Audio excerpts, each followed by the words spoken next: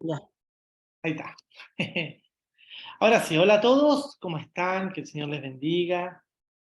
Eh, Bienvenidos a esta nueva aula bíblica. Hoy vamos a comenzar con una nueva carta, que es la carta a los Filipenses. La carta a los Filipenses es una carta escrita por, a ver si puedo, acá, por el apóstol Pablo. Es el que ha escrito hasta ahora todas las cartas que hemos estado estudiando. La fecha data de aproximadamente el año 61 después de Cristo. Según el contexto histórico, se presume o se aprueba de que la carta fue escrita durante el primer encarcelamiento de Pablo, apóstol. Pablo fue encarcelado, fue azotado, fue perseguido en algunas oportunidades, y esta puede ser durante el primer encarcelamiento. ¿Y cuántos capítulos tiene esta carta? Tiene 4 capítulos. 4 capítulos.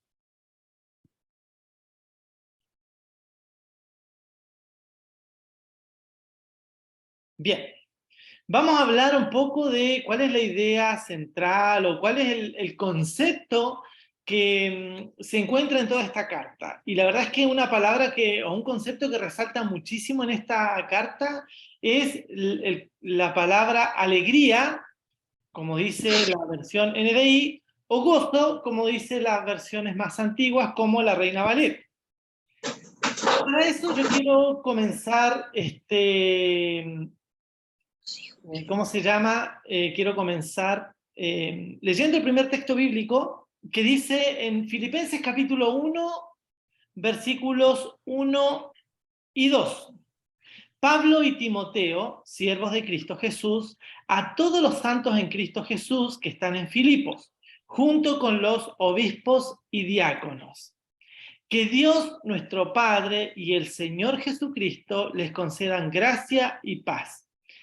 Las personas que están saludando en esta carta son Pablo, apóstol, y Timoteo, y ellos se declaran siervos de Jesucristo.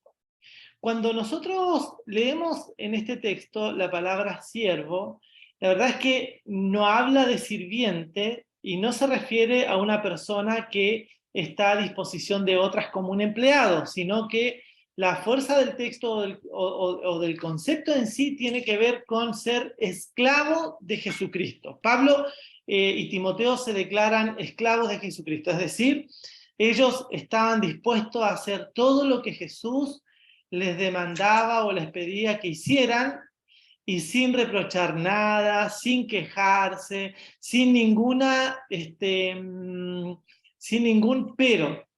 Ellos estaban dispuestos a hacerlas como un esclavo. Un esclavo, en la vida real, un esclavo no tiene derechos, un esclavo no tiene vida propia, un esclavo no tiene libertad en la toma de decisiones.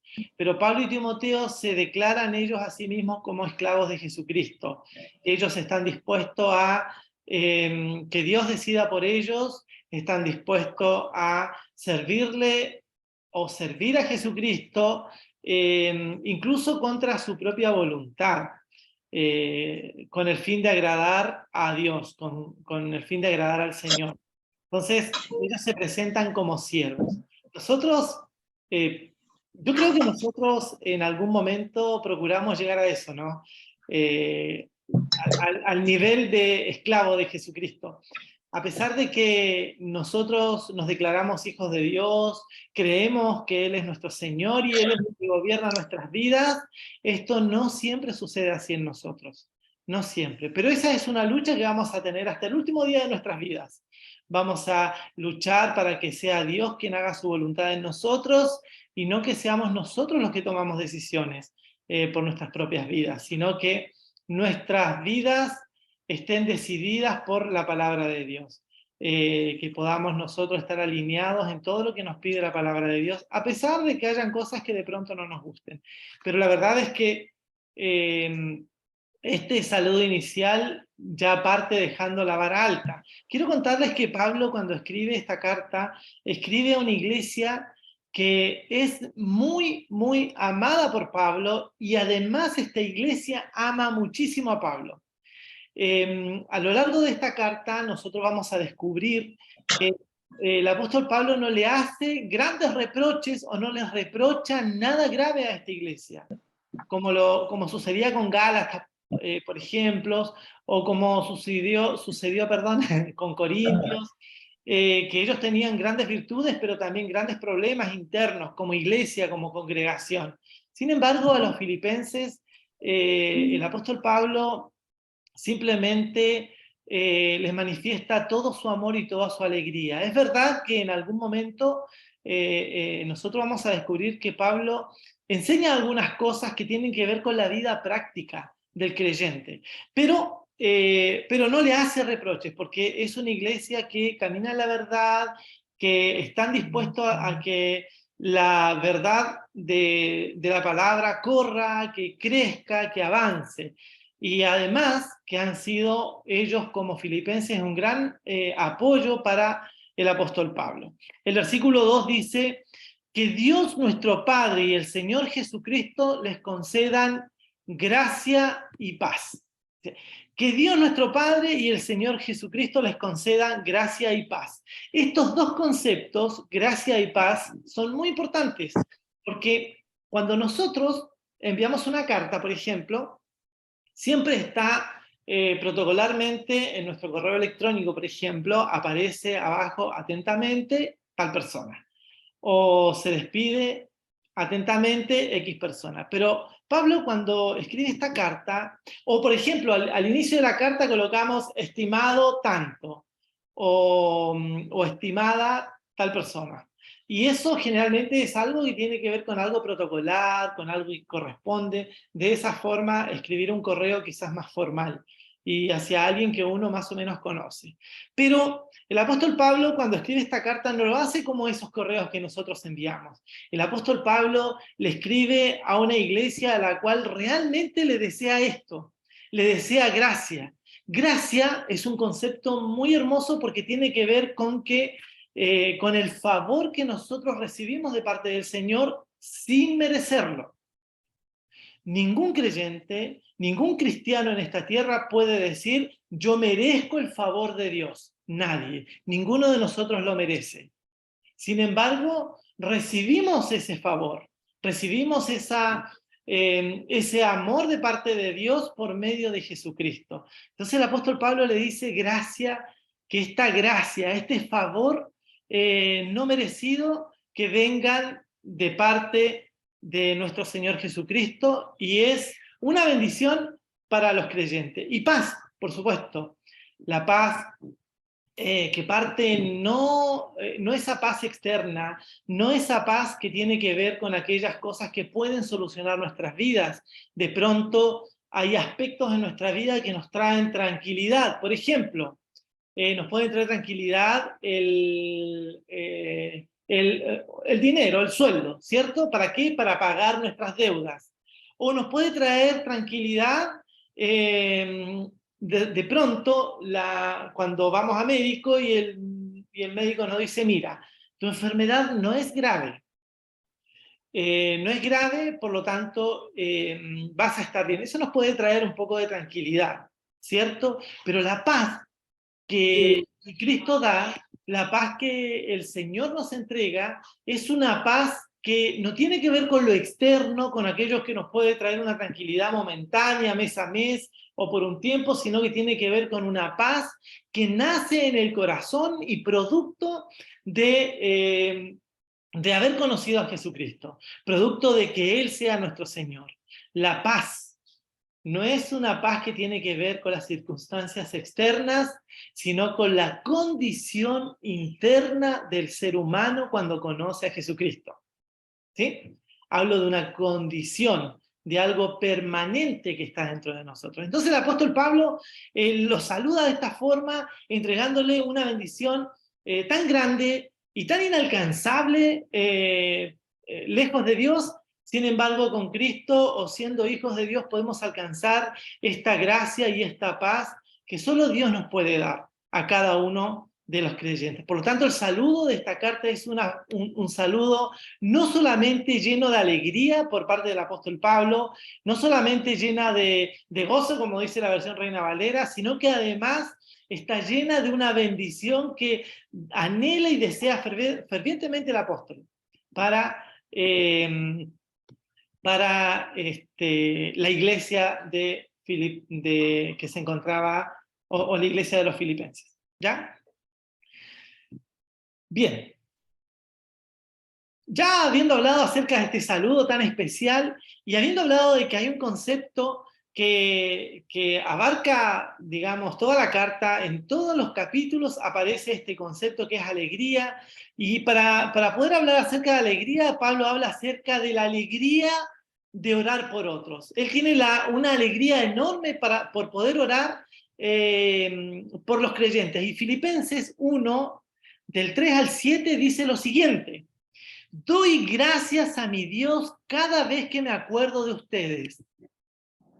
Doy gracias a mi Dios cada vez que me acuerdo de ustedes. Versículo 4. En todas mis oraciones, por todos ustedes, siempre oro con alegría, porque han participado en el Evangelio desde el primer día hasta ahora. Una de las cosas que amaba Pablo de esta congregación es que desde que ellos comenzaron a caminar, ellos permanecieron, fueron creciendo, fueron conociendo a Jesucristo y fueron avanzando en la fe. Por eso dice, desde el primer día hasta ahora. Luego dice, estoy convencido de esto. El que comenzó tan buena obra en ustedes la irá perfeccionando hasta el día de Cristo Jesús. Hasta el día de Cristo Jesús. El apóstol Pablo está tan feliz con esta iglesia, está tan contento, les produce tanta alegría, que él dice y afirma todas estas cosas, que Jesucristo los va a ir perfeccionando todos los días hasta que Cristo venga o hasta que nos encontremos con Cristo. Y él dice, es justo que yo piense así de todos ustedes porque los llevo en el corazón. Aquí vemos una expresión del apóstol Pablo que es una expresión de amor por esta iglesia que lo desborda en alegría, que lo hace sentirse feliz. ¿Por qué? Porque este es un fruto de la obra de Jesucristo en un lugar como Filipos.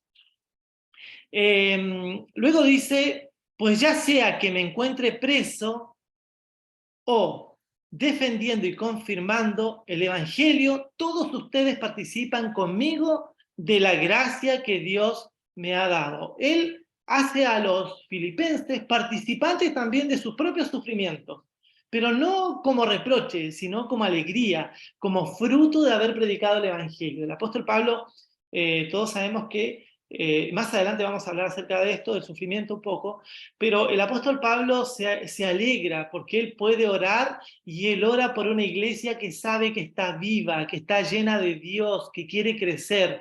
Por eso él ora con alegría, él ora por todos los creyentes. Nosotros, como creyentes, deberíamos hacer esto por Sal y Luz, por ejemplo, por Comunidad de Fe, ver y orar con alegría, porque Dios aquí ha levantado una obra que no es una obra mía, no es una obra de mi esposa, no es una obra de Pablo, no es una obra de la Dani, esta es una obra de Dios, es una obra que Dios levantó, y esto a nosotros nos pone felices. En muchas oportunidades yo he conversado con ustedes y le he contado que cuando nos ponemos a conversar con Pablo, de lo que más hablamos es de Sal y Luz.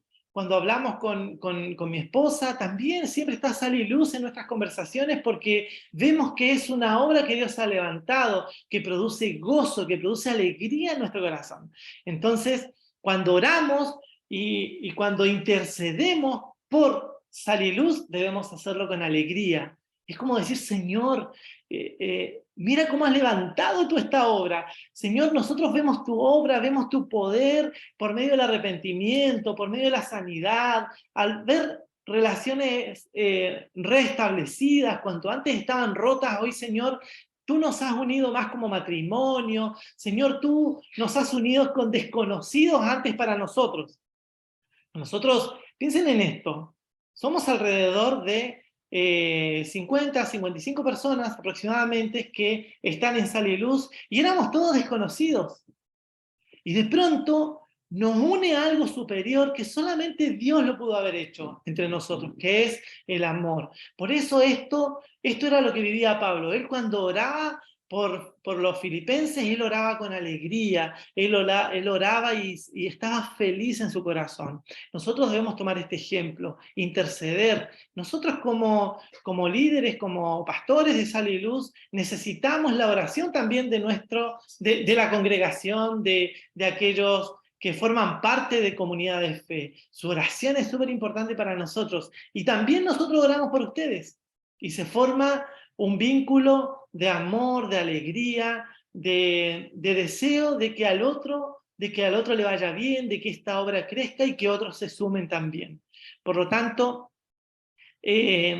nosotros siempre debemos orar entre nosotros y hacerlo con alegría. Incluso, si en algún momento hubo alguna fricción, si en algún momento hubo algún problema, o si en algún momento hubo algo que dañó la relación, miren, yo les voy a decir algo. De pronto entre nosotros, puede que no nos llevemos tan bien en algunos momentos. Puede que entre nosotros también tengamos algunos problemas. Pero ¿saben qué? No dejamos de ser hijos de Dios por eso.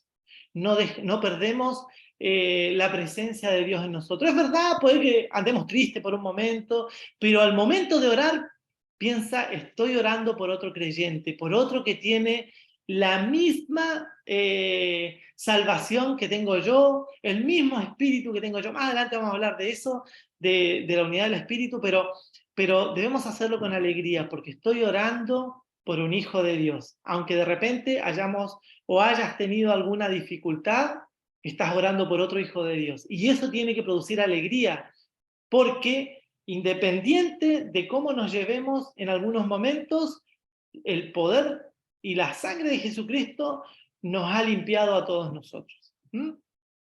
Entonces Pablo nos manifiesta su alegría al poder orar por los filipenses o al poder interceder por los creyentes de aquella ciudad. También la palabra alegría se ve manifiesta en las dificultades. El versículo 1, capítulo 1, versículo 18, tengo por acá, el apóstol Pablo dice así, estamos hablando de alegría y la dificultad, ¿sí? Dice, ¿qué importa? Dice el apóstol, al fin y al cabo, y sea como sea, con motivos falsos o con sinceridad, se predica a Cristo. Por eso me alegra. Es más,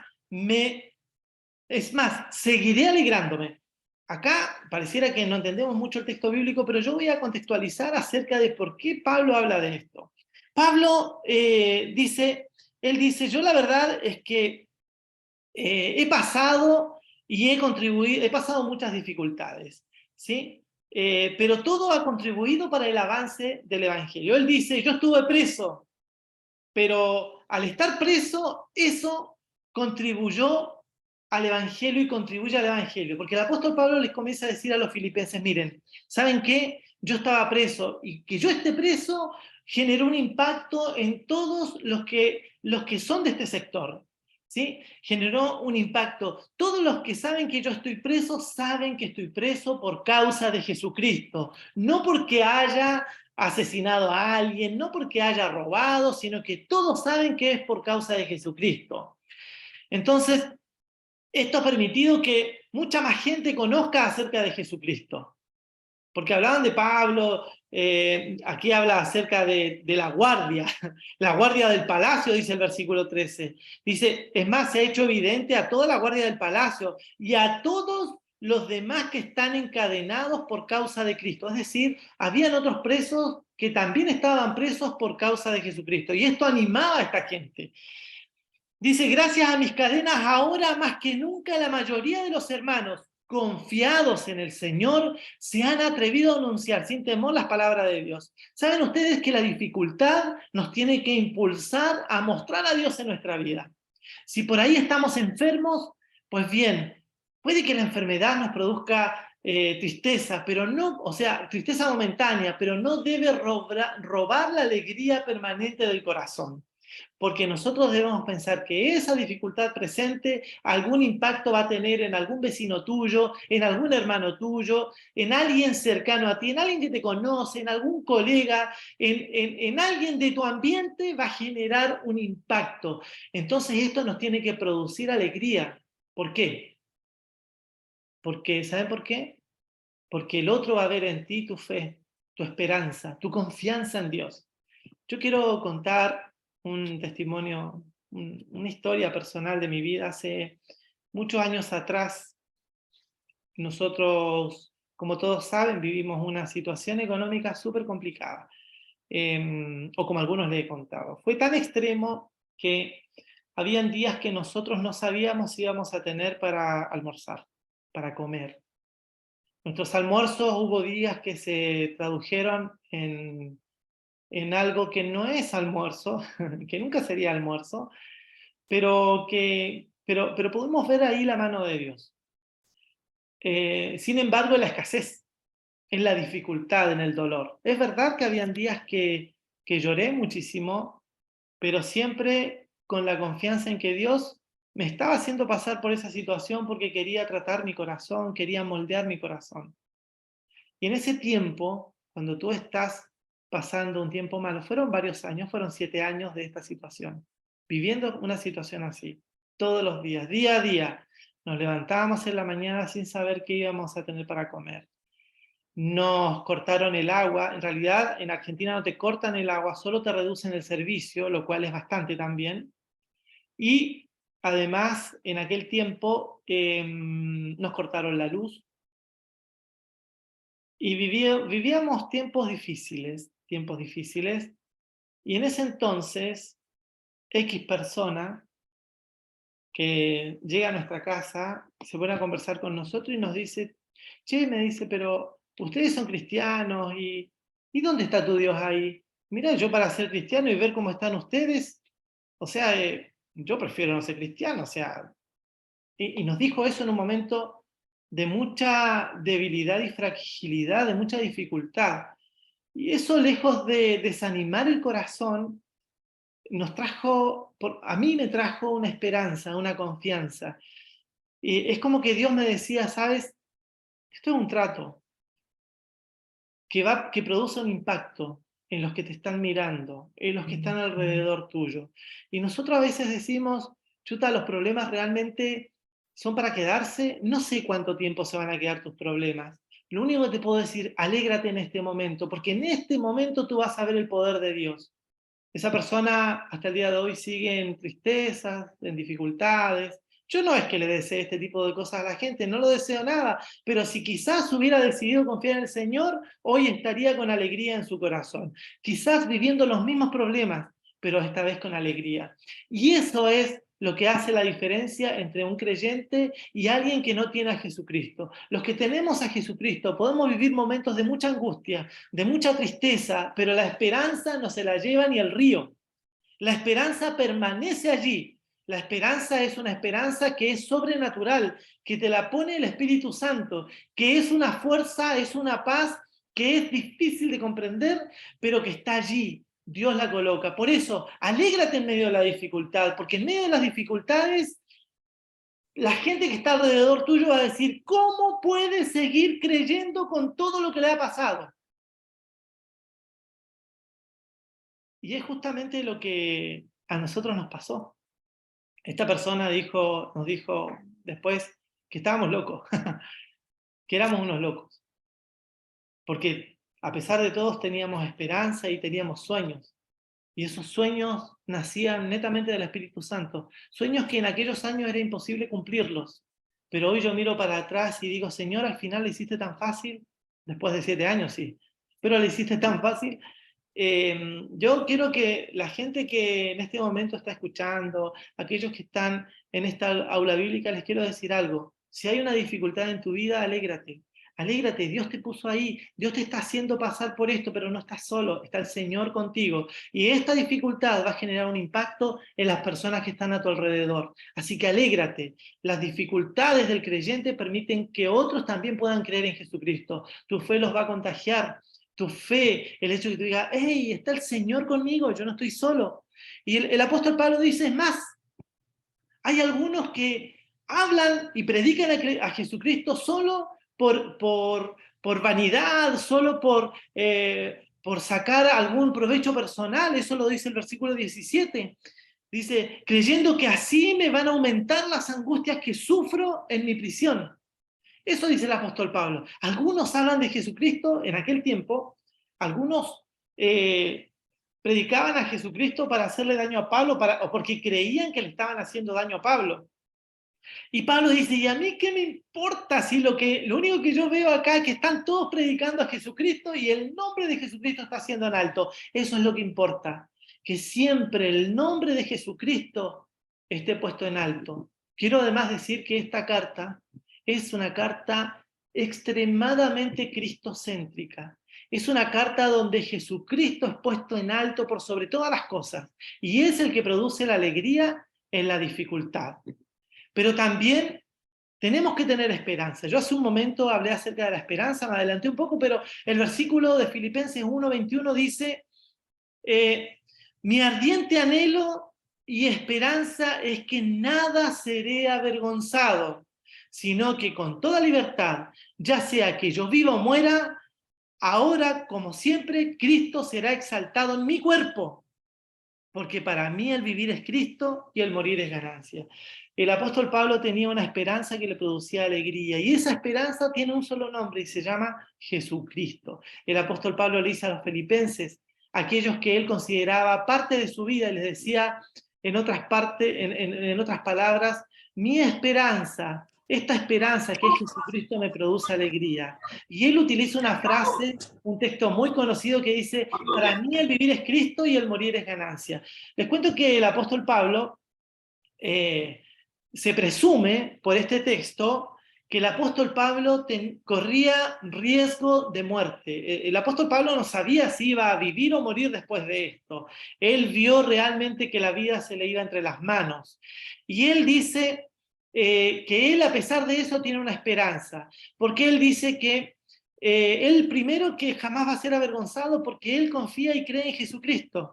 Segundo, que esta situación presente no lo priva de predicar el Evangelio, porque él dice, ya sea que yo viva o muera, dice que su cuerpo, su propio cuerpo, en este caso él fue azotado, él fue puesto con grilletes en las manos, él estaba en una cárcel, estaba en lo profundo de una cárcel. Para que ustedes sepan, en aquel tiempo los calabozos no eran como los de ahora, eran realmente lugares en el cual la persona era muy degradada en sí, porque después de ser azotado, ellos hacían pipí, caca, hacían todo ahí mismo, ¿sí? Y no tenían como esta higiene, sino que realmente estaban en un ambiente muy, muy contaminado. Entonces, el apóstol Pablo, a pesar de eso, dice, para mí, yo tengo una esperanza acá, y esta esperanza es Jesucristo. Y esta esperanza hace que la palabra corra y que Cristo además sea exaltado en mi cuerpo. Él dice, mi cuerpo lleva las marcas de Jesucristo, porque él, como él fue azotado por causa de Cristo, él fue puesto en cárceles por causa de Cristo, él estuvo a punto de morir por causa de Cristo. Entonces, para él todo lo que pasaba a su cuerpo, todo lo que había sufrido en su cuerpo no era otra cosa que una forma más de mostrar a Cristo, y que Cristo era exaltado en su cuerpo, porque a pesar de todo lo que él había vivido, él mantenía la alegría y la esperanza en Jesucristo. Y esto también es algo sobrenatural. Nadie humanamente puede soportar las aflicciones si no es con la ayuda de Jesucristo y por medio de su Espíritu Santo. Y el apóstol dice, para mí el vivir es Cristo. Él dice, en otras palabras, si yo estoy vivo, entrego mi vida a Cristo, vivo para Él, predico el Evangelio, planto iglesias, levanto iglesias, me voy a otras ciudades, predico el Evangelio, le hablo a todo el que se me cruce, trato de hacerlo entrar, aunque sea a la fuerza, por decirlo de otra manera, para que conozca y sea salvo. Pero si muero, si por alguna de esas situaciones llego a morir, pues el morir es ganancia, porque ahí voy a estar con el Señor y ya no voy a sufrir más. O sea, él sabía que si vivía, vivía para Cristo, y si moría, moría y se iba con Él. Esta es la esperanza que tenía el apóstol. Esta es la esperanza que todos nosotros debemos tener.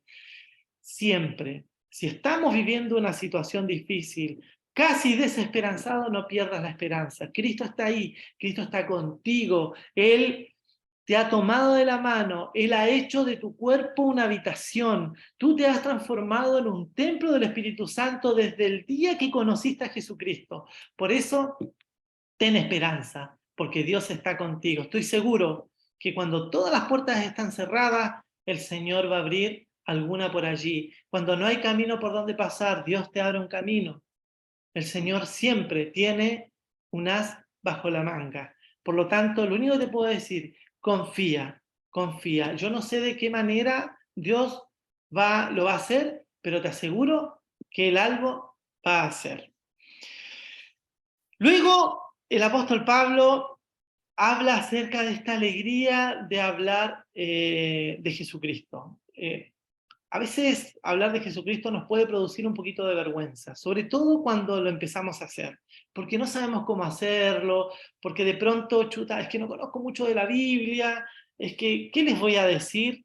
Pues bien, el apóstol Pablo nunca se detuvo al momento de hablar de Jesús, y la iglesia de los filipenses tampoco. Por eso él amaba también tanto esta iglesia, porque el versículo 1:25 dice lo siguiente: convencido de esto, sé que permaneceré y continuaré con todos ustedes para contribuir a su jubiloso avance en la fe. Pero antes de esto el apóstol Pablo dice, yo no sé si voy a vivir o si voy a morir. La verdad es que no lo sé. Y si me tuvieran que dar a escoger, por supuesto, prefiero morir porque voy a estar con el Señor, pero también sé que puedo ser provechoso a ustedes. Por lo tanto, en este momento no sé qué preferir. Si estar con ustedes, que sé que va a ser provechoso, o irme con el Señor, que es muchísimo mejor, dice el apóstol Pablo. Pero, como tengo claro, dice el apóstol Pablo, cuál es mi llamado, cuál es mi propósito y qué es lo que tengo que hacer y lo útil que soy para la iglesia, para ustedes, yo sé que a pesar de que estoy al borde de la muerte, voy a seguir viviendo. Imagínense la convicción, esa convicción, lo útil que él es y que sabe que puede ser para la iglesia. Él dice, a pesar de esto, yo sé que todavía tengo que estar un tiempo más con ustedes. Entonces, esto de hablar de Jesús, esto de hacer que el reino de Cristo se expanda a sus amigos, a sus familiares, a otras ciudades, le producía alegría al apóstol Pablo y también a la iglesia de los filipenses. Y por supuesto, el texto dice que él puede contribuir al glorioso avance de la fe. El apóstol Pablo estaba convencido de que él era un soporte para los creyentes de Filipo, para los filipenses. Él estaba convencido de esto, que él podía aportar a la fe de los creyentes y podía, por medio del conocimiento en Jesucristo, él podía ayudar a otros a conocer aún más a Jesucristo. Aquellos que ya conocían a Jesucristo podían conocer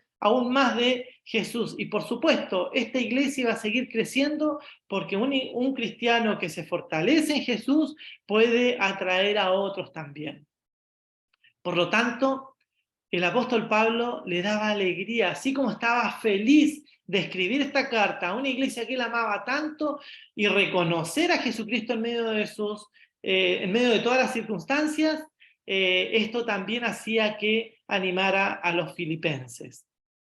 Por lo tanto, si alguno tiene un poquito de vergüenza de repente, le quiero decir que es normal.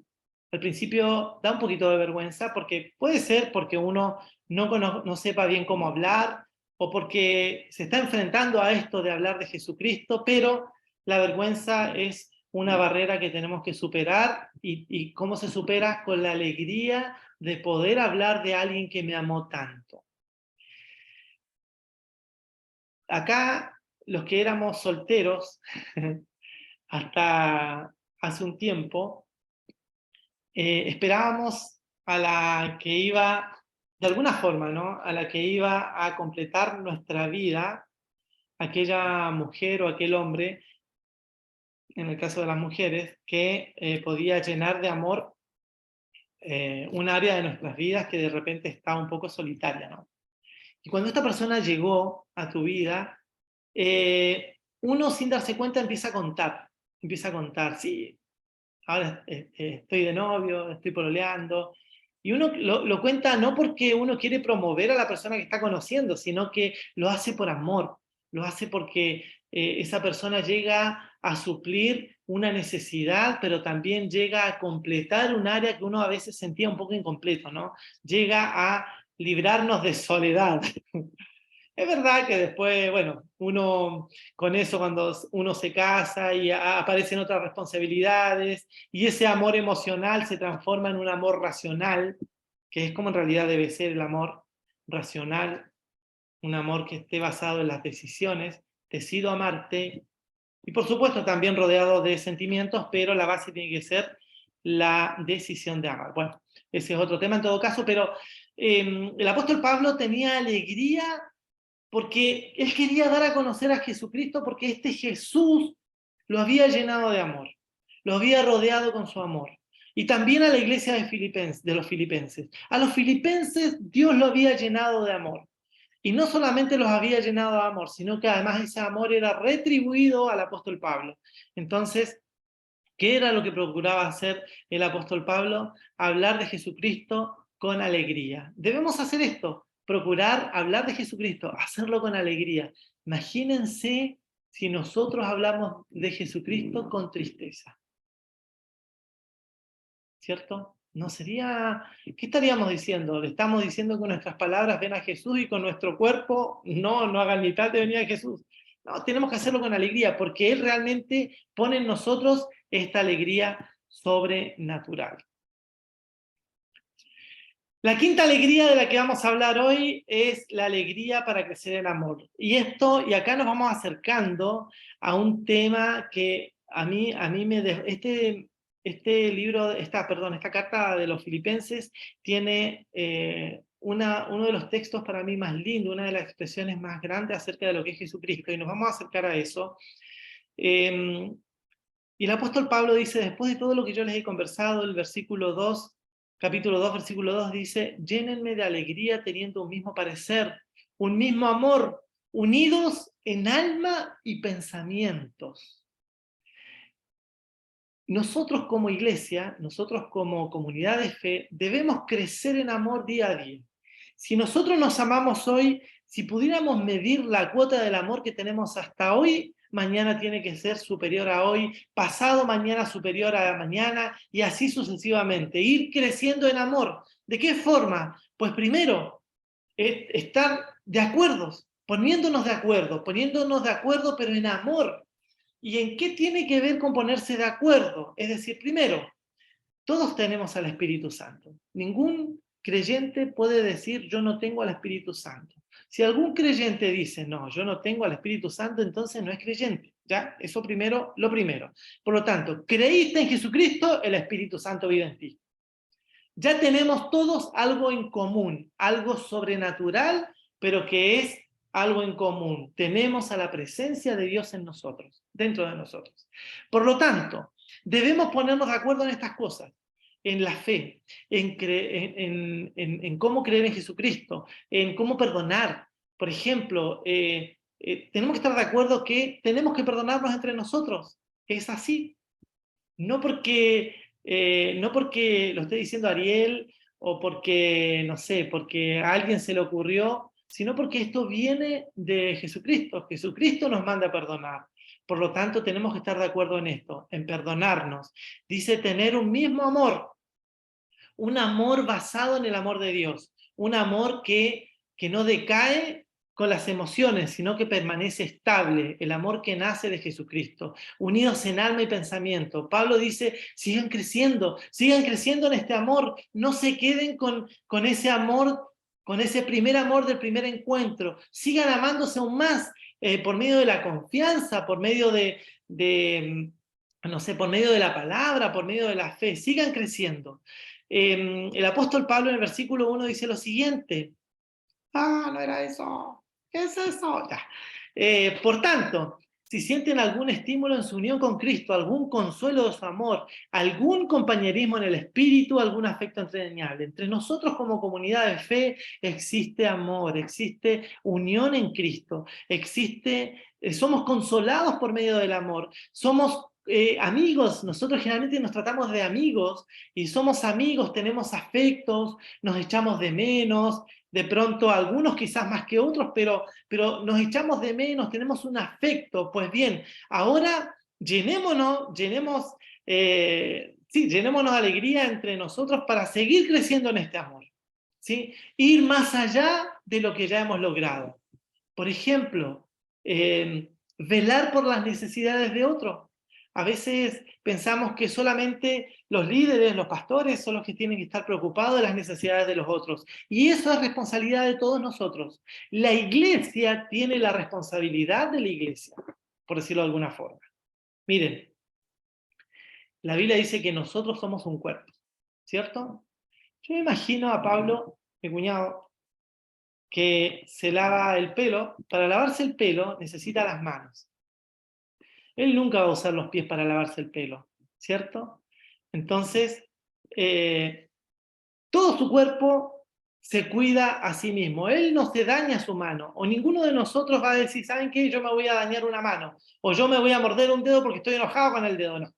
Sino que, ¿qué hacemos nosotros? Nos cubrimos. Si alguna parte de nuestro cuerpo está herido, procuramos sanarlo, procuramos protegerlo. De esa forma tenemos que actuar como cuerpo, con ese mismo amor, protegiéndonos. Si alguno comete un error, no exponerlo, sino que más bien demostrar o sanar el corazón por medio del amor. Entonces eso es lo que dice el apóstol Pablo. Sigan creciendo en amor, sigan avanzando, no se dañen los unos a los otros, sino que más bien sánense los unos a los otros, ¿sí? No sé cómo estamos, ya estamos casi en la hora, así que vamos a pasar a la penúltima diapositiva que dice que nosotros debemos considerar a Jesús como ejemplo de alegría. Él dice, el apóstol Pablo dice en Filipenses 2 del 5 al 11, dice, la actitud que ustedes deben tener, la actitud de ustedes debe ser como la de Cristo Jesús. ¿Cuál debe ser nuestra actitud? La de Cristo Jesús. ¿Cuál fue la actitud de Jesús? Pues bien, dice que él, siendo por naturaleza de Dios, no consideró el ser igual a Dios como algo a que aferrarse. Él no se aferró al hecho de que él era Dios. Pero ¿por qué voy a ir yo a morir por estos pequeños si yo soy Dios? No, Jesús no consideró eso, no se aferró a su deidad.